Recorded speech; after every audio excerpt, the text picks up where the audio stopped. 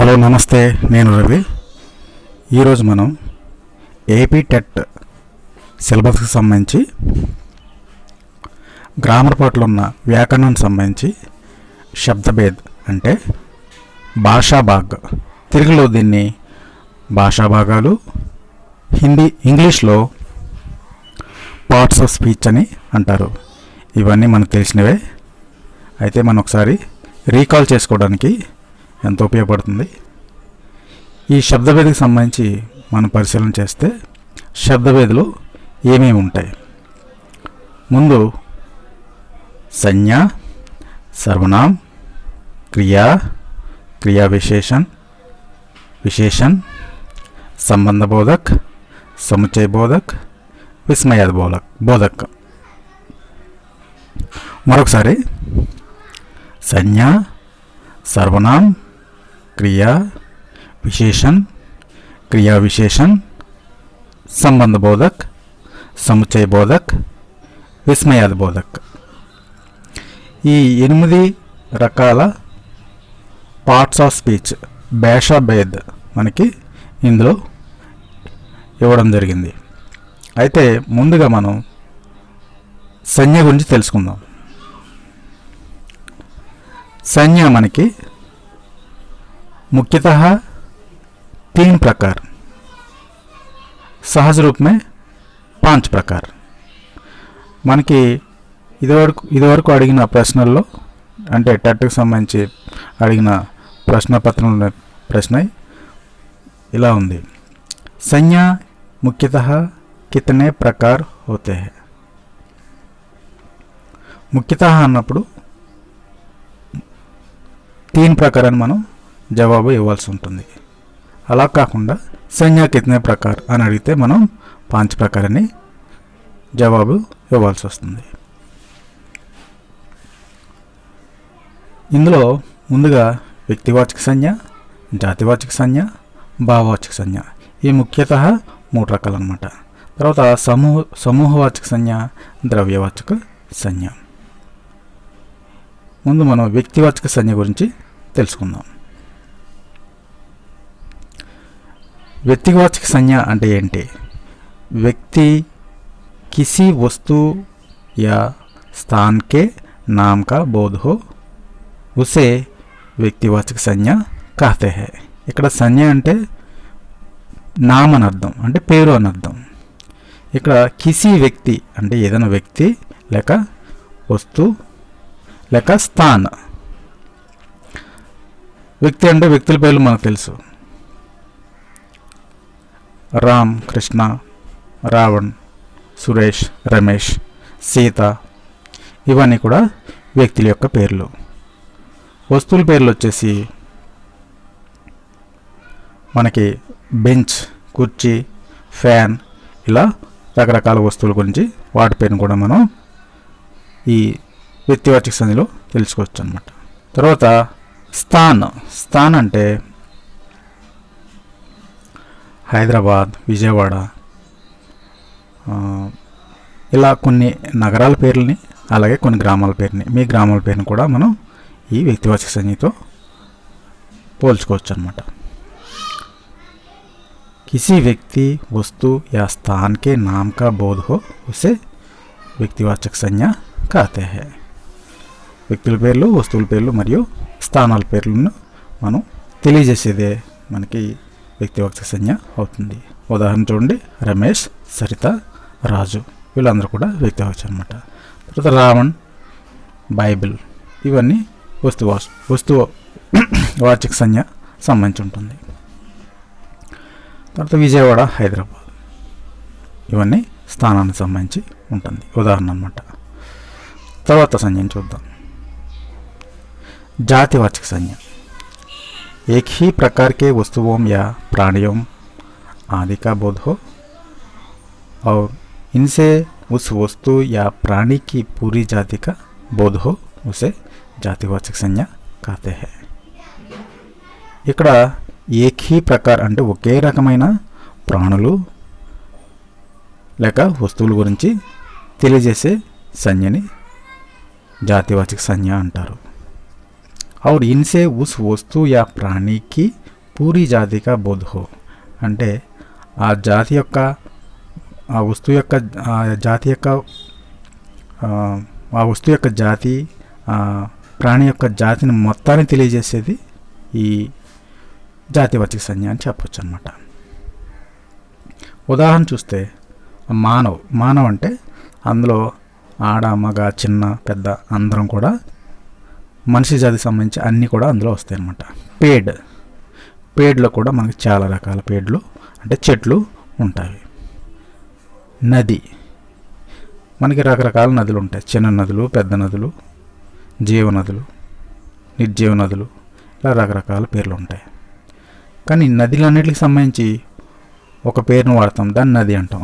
అంటే నది జాతి అందరికీ సంబంధించి దాన్ని వాడతాం అన్నమాట. తర్వాత నగర్, తర్వాత చూద్దాం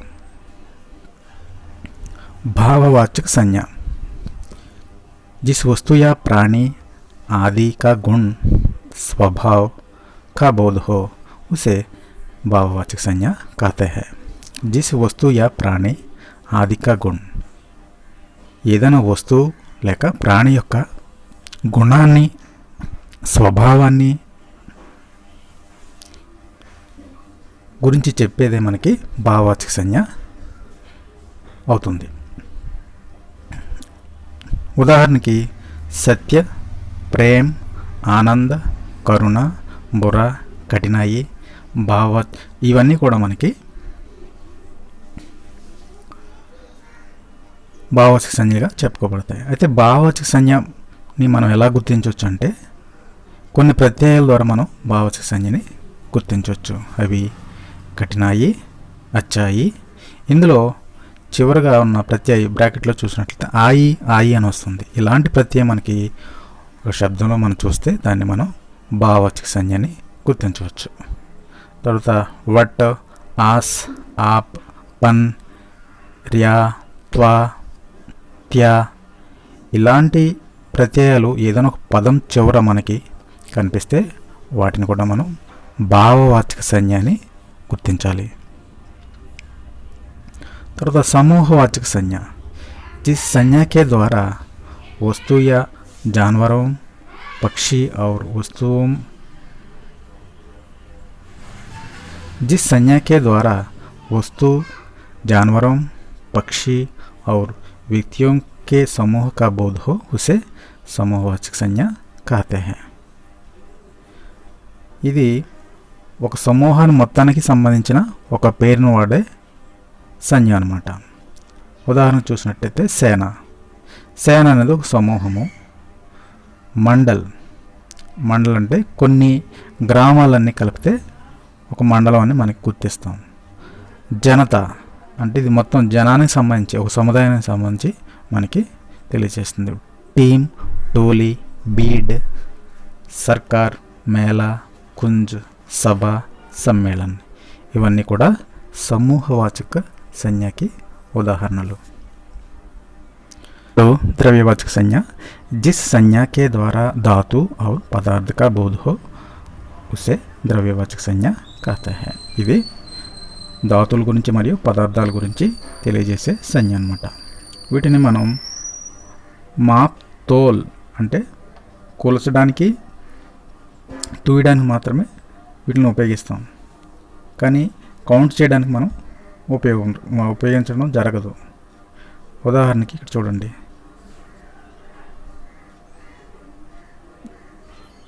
ద్రవ్య, దూద్, పానీ, తేల్ ఇవి మనం లెక్కించడానికి కుదరదు కానీ కొలవగలం అన్నమాట. తర్వాత ధాతు చూస్తే సేన, సోన, చాందీ, పీతల్ బంగారము, వెండి మరియు ఇతర అన్నమాట. ఖనిజాలు తెలుసుగా మనకి కోయిల, పత్తర్. కోయిల్ అంటే బొగ్గు, పత్తర్ అంటే కొన్ని రకాల రాళ్ళు అన్నమాట. రత్నాలు వచ్చేసి హీరా, మోతి, మాణిక్. తర్వాత ఈ ద్రవ్యవాచక సంజ్ఞలు వచ్చేసి హవా, నమక్, చావల్, షక్కర్. హవా అంటే గాలి, నమక్ అంటే ఉప్పు, చావల్ అంటే బియ్యం, షక్కర్ ఇవన్నీ కూడా మనం తుయ్యగలం, కొలవగలం కానీ లెక్కించడం అంట. ఇటువంటి వాటిని మనం ద్రవ్యవాచక సంజ్ఞ అంటాం. ఇక్కడ ఇవ్వబడింది మాప్ తుల్ కర్నే సభి శబ్ద ద్రవ్యవాచక సంజ్ఞ హోతా హై. ఏవైతే మనం కొలవగలమో తీయగలమో వాటిని మాత్రం మనం ద్రవ్యవాచక సంజ్ఞ అని చెప్పవచ్చు. వాళ్ళే శబ్ద సర్వనామ్ కాతే హై. ఇంతకుముందు మనం కొన్ని సంజ్ఞల గురించి, పేర్ల గురించి తెలుసుకున్నాం. ఇప్పుడు ఆ పేరుకు బదులు వాడే పదాన్నే మనం సర్వనామం అంటాం అన్నమాట. అందుకే ఇక్కడ పడింది సంజ్ఞాకే బదల్ ప్రయుక్త హోనే వాలా శబ్దం. సంజ్ఞకు బదులు వాడే శబ్దాన్ని మనం సర్వనామాన్ని చెప్తున్నాం.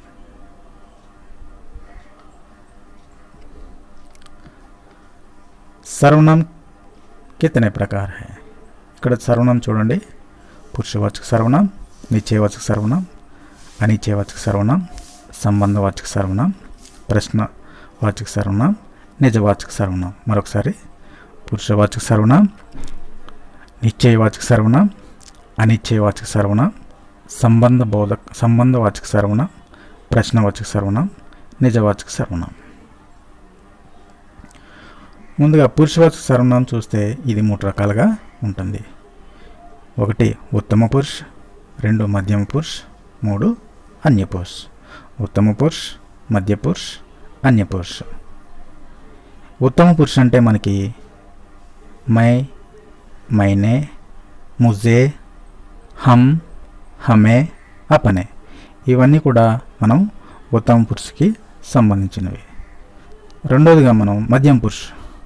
మధ్యమ పురుషులో తూ, తుమ్, తుమ్హే, తుజే, ఆప్, అపనే, ఆప్ లోగ్, ఇవన్నీ కూడా మనకి మధ్యమ పురుషుకి సంబంధించినవి. మూడోది అన్య పురుష్. అన్య పురుషులో వహ్, వే, ఉసే, ఉన్హే, उन्हें, उसने, वो लोगे, वो लोग, यह, ये, इसे, इन्हें, इन्होंने, इसने, ये लोग, ఇవన్నీ కూడా అన్య పురుష కింద వస్తాయి. తర్వాత అనిశ్చయవాచక సర్వనామం. जो सर्वनाम किसी प्राणी या वस्तु को निश्चित रूप से नाबोध हो उसे अनिश्चयवाचक सर्वनाम कहते हैं. जो सर्वनाम, ये सर्वनाम అయితే किसी प्राणी या वस्तु को निश्चित रूप से नाबोध हो, నిశ్చితంగా అది ఖచ్చితంగా చెప్పలేదన్నమాట, ఆ పదాన్ని ఖచ్చితంగా సూచించలేదు, అలాంటి శబ్దాన్ని మనం ఏమంటామంటే అనిశ్చయవాచక సర్వనామం అంటాం. ఉదాహరణకి కోయి. కోయి అంటే ఖచ్చితంగా మనం ఆ వ్యక్తి పేరును మనం చెప్పలేం, ఎవరో అని మనం నిర్దిష్టంగా చెప్పగలం కానీ ఖచ్చితంగా చెప్పలేం. తర్వాత కుచ్. కుచ్ అంటే కొన్ని అని అర్థం. కిన్హి, కోయి, కుచ్, కిన్హి, ఈ 3 పదాలు కూడా అనిశ్చయవాచక సర్వనామం కింద వస్తాయి. తర్వాత సంబంధవాచక సర్వనామం. जो सर्वनाम 2 उपवाक्य संबंध ज्ञात हो उसे संबंधवाचक सर्वनाम कहा जाता है.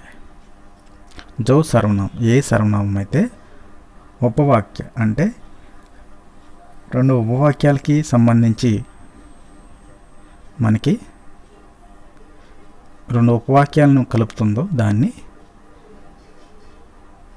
సంబంధవాచక సర్వనామం అంటాము. ఉదాహరణకి जो, जैसा, जैसा वैसा, जो सो, जो, जैसा, जो అంటే ఏదైతే, జైసా ఏ విధంగా అయితే, జైసా వైసా, జోసో, జోసో, జైసా వైసా, ఇవన్నీ సో దట్ అనే ఇంగ్లీష్ మనం తెలుసుకున్నాం. ఇంగ్లీష్లో సో దట్ అని ఉపయోగిస్తాం కదా, అలా ఉపయోగించేవి जो सो. प्रश्नवाचक सर्वनाम. जिस सर्वनाम शब्द से प्रश्न पूछने के लिए प्रयोग किया जाता है उसे प्रश्नवाचक सर्वनाम कहते हैं. जिस सर्वनाम శబ్ద ఏ సర్వనామం యొక్క శబ్దం అయితే మనం ప్రశ్నించడానికి ఉపయోగిస్తామో దానినే ప్రశ్నవాచక సర్వనామం అని అంటారు. ఉదాహరణకి కౌన్, ఇది ప్రాణుల కోసం ఉపయోగించేది. రెండవది క్యా, ఇది వస్తువుల కోసం ఉపయోగించేది.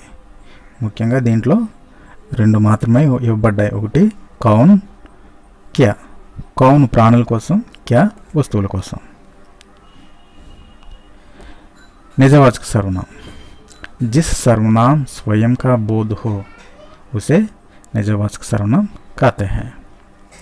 जिस सर्वनाम स्वयं का बोध हो అంటే తన గురించి తాను చెప్పుకుండేదే ఈ సర్వనామం అన్నమాట. నిజవాచక సర్వనామం అవుతుంది. ఉదాహరణ చూడండి ఇక్కడ. ఆప్, అపనా, స్వయం, ఖుద్, ఇవన్నీ కూడా ఒక వ్యక్తి తన గురించి తాను చెప్పుకునేటప్పుడు ఉపయోగించే పదాలు. ఇక్కడ గమనించండి నోట్లో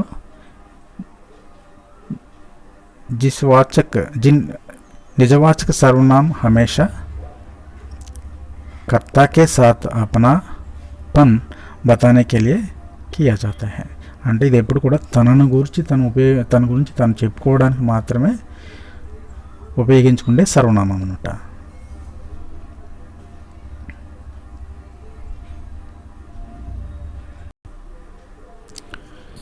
ఇప్పుడు నిశ్చయవాచక सर्वनाम. जो सर्वनाम वस्तु या व्यक्ति की निश्चय पूर्वक संकेत करे उसे निश्चयवाचक सर्वनाम कहते हैं. यह सर्वनाम को संकेतवाचक सर्वनाम कहते हैं. ఈ నిశ్చయవాచక సర్వనామానికి ఇంకొక పేరు సంకేతవాచక సర్వనామం. బాగా గుర్తుపెట్టుకోండి, మనకి సంకేతవాచక సర్వనామాన్ని కూడా అడిగే అవకాశం ఉంది. కాబట్టి మనం కన్ఫ్యూజ్ అవ్వకుండా నిశ్చయవాచక సర్వనామే సంకేతవాచక సర్వనామాన్ని గుర్తుపెట్టుకోవాలి. जो सर्वनाम वस्तु या व्यक्ति की निश्चयपूर्वक संकेत करे उसे निश्चयवाचक सर्वनाम कहते हैं. ఉదాహరణ చూద్దాం. సంకేతవాచక సర్వనామం వచ్చేసి యా, ఏ, వహ, వే. యా, ఏ, వహ, వే. యా అంటే ఇది, ఏ అంటే ఇవి, వహ అంటే అది, వే అంటే అవి. ఇవి పర్టికులర్గా కొన్ని నిర్దిష్టమైన వస్తువులకి మనం కొన్ని నిర్దిష్టమైన విషయాలకి సూచించడానికి ఇవి మనం ఉపయోగిస్తాం. అంటే ఇది నిశ్చయంగా, అందుకే దీన్ని నిశ్చయవాచక సర్వనామం అని అంటారన్నమాట. ఉదాహరణకి యహ్ క్యా హై, ఏ కౌన్ హై, వహ్ చాతా హై. ఒక నిర్దిష్టమైన వ్యక్తిని కానీ వస్తువును కానీ సూచించడానికి ఇవి ఉపయోగించడం జరుగుతుంది. ఓకే అండి, ధన్యవాద్. Thank you for watching and do subscribe.